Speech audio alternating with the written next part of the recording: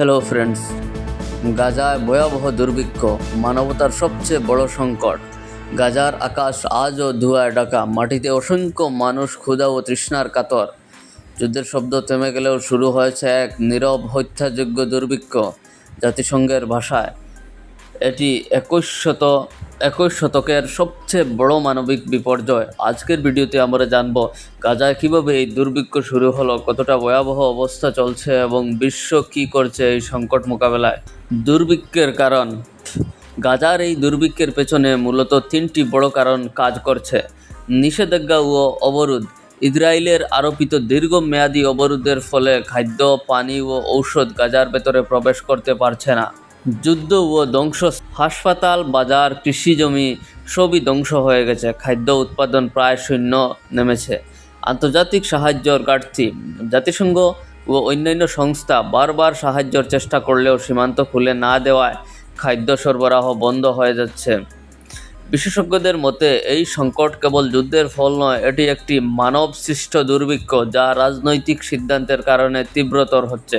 বর্তমান পরিস্থিতি: গাজার জনসংখ্যা প্রায় 23 লাখ, এর মধ্যে প্রায় 18 লাখ মানুষ সরাসরি খাদ্য সংকটে ভুগছে। শিশুদের অবস্থা সবচেয়ে করুণ। হাজার হাজার শিশু অপুষ্টি ও পানি শূন্যতায় ভুগছে, অনেকেই মৃত্যুর মুখে। বাজারে খাবারের দাম আকাশ ছোঁয়া। 1 কেজি চালের দাম অনেকের একদিনের মজুরি থেকেও বেশি।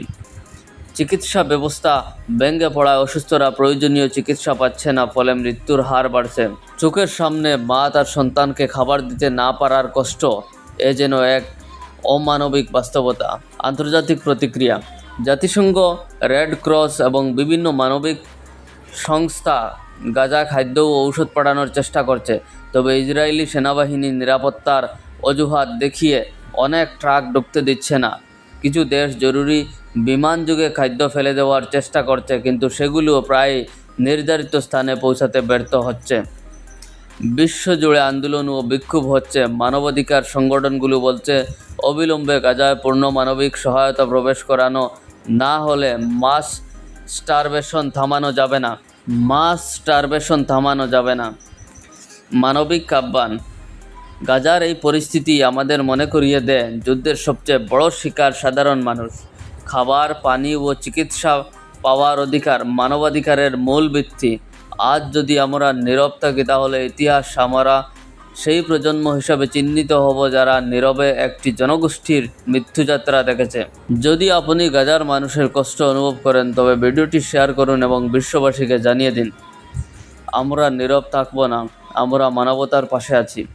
For Gaza, stand for humanity. ভিডিওটা আপনাদের কেমন লাগলো? যদি ভালো লাগে তাহলে ভিডিওটা শেয়ার করে দিবেন। Thank you everyone.